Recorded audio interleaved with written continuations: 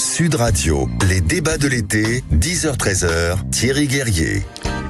Alors il faut bien s'intéresser à la menace terroriste qui pèse sur les JO. Nous sommes à 3 jours de l'ouverture avec la cérémonie d'ouverture sous très haute protection policière évidemment. On va s'intéresser au nouveau profil des terroristes parce que il semble que qu'ils se rajeunissent, qu'on ait davantage de loups solidaires. On va le voir dans un instant avec Jean-Charles Brizard puisque vous êtes le président Jean-Charles Brizard du Centre d'analyse du terrorisme. Bonjour. Bonjour.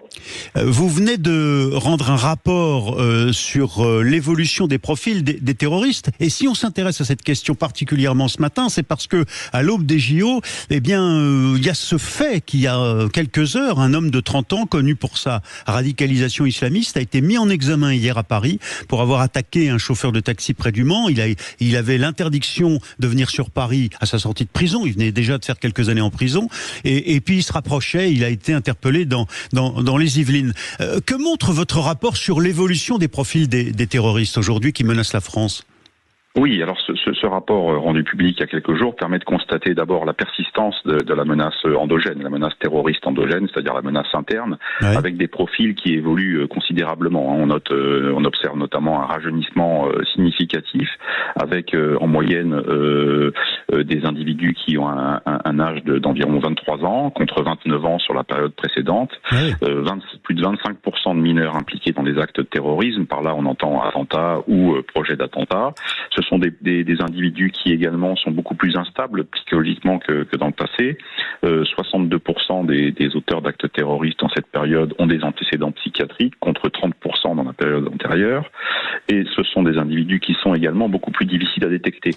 70% des auteurs d'actes terroristes entre 2020 et 2023 étaient inconnus des services de renseignement, contre un peu plus de 60% sur la période précédente. Donc ça veut dire qu'on est face à un terrorisme qui est de plus en plus difficile à détecter, plus en plus difficile à entraver également sur le plan intérieur. Et puis ce que montre le rapport également, c'est la résurgence de la menace exogène, la menace extérieure.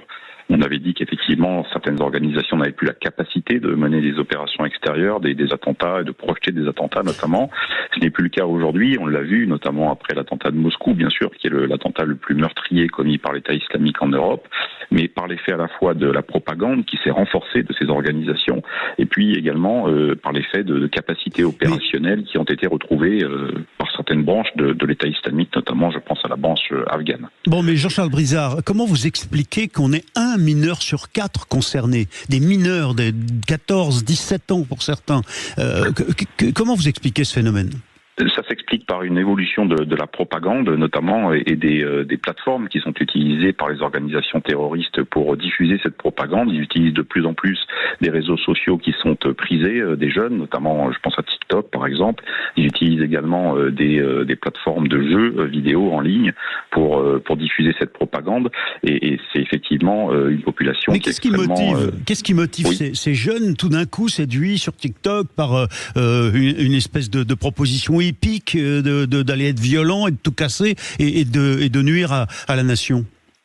Ce sont des individus qui sont effectivement fragiles, et d'abord parce qu'ils sont jeunes, ça c'est certain, mais fragiles également parce que bien souvent ce sont des individus qui ont eu des failles identitaires, des failles familiales parfois, et qui sont effectivement tout à fait réceptifs à ce type de message qui encore une fois se diffuse à grande échelle. Bon, mais alors qu'est-ce que vous pensez du profil du cas particulier de cet homme de 30 ans qui a été mis en examen hier après s'être radicalisé? Il était en prison pour du droit commun, pas pour du terrorisme. Et en prison, visiblement, il s'est radicalisé. À peine sorti, il se réarme à des fins d'objectifs terroristes en région parisienne. Oui, là on est face à un profil complètement différent, un individu qui effectivement s'est radicalisé en prison. C'est le cas aujourd'hui de près de 500 individus encore incarcérés qui sont considérés comme étant c'est des détenus de droit commun, mais qui ont été radicalisés en prison. C'est l'un d'entre eux qui effectivement a été déterminé à passer à l'acte, c'est une évidence. Il a commis cette tentative d'attentat sur un chauffeur de taxi et envisageait effectivement un projet d'attentat. Il faut savoir que à la veille des Jeux Olympiques et depuis à peu près un mois, s'agissant d'un événement qui a un retentissement mondial effectivement, on observe une intensification, une densification également des passages à l'acte. Alors, certains à caractère terroriste, pas tous, mais j'en veux pour preuve le fait que le parquet national antiterroriste s'est saisi en une semaine de 3 ou 4 faits la semaine dernière, ce qui était tout à fait inédit de sa part. Ouais.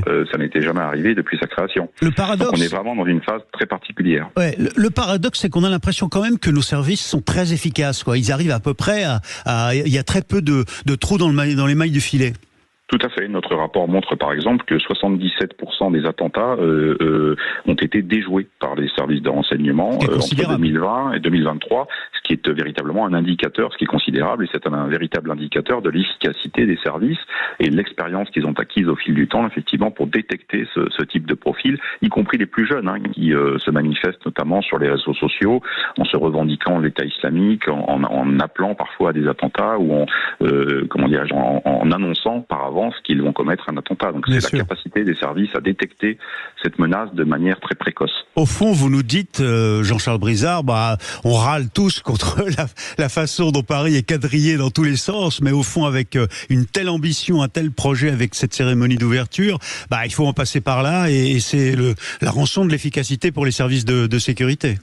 Oui, bien sûr. On parle très souvent, le plus souvent d'ailleurs, des attentats qui aboutissent. On parle très rarement des projets d'attentats qui sont déjoués par les services de renseignement. Encore une fois, notre rapport montre très clairement que ce sont des services qui sont parfaitement efficaces et qui parviennent à déjouer la très grande majorité des actes terroristes sur notre territoire. Et c'est vrai qu'à la veille des JO, il est très important parce que leur rôle est très important parce qu'ils sont en première ligne. Ce sont les services de renseignement qui pourront détecter et entraver, le cas échéant, des projets d'attentats qui pourraient viser les Jeux Olympiques. Merci pour cet éclairage, Jean-Charles Brizard, président du Centre d'analyse du terrorisme. Et je renvoie sur votre site, on peut lire la synthèse de votre rapport, tout dernier rapport sur les nouveaux profils des terroristes entre la période 2020 et 2023. Merci Jean-Charles Brizard et à bientôt sur Sud Radio.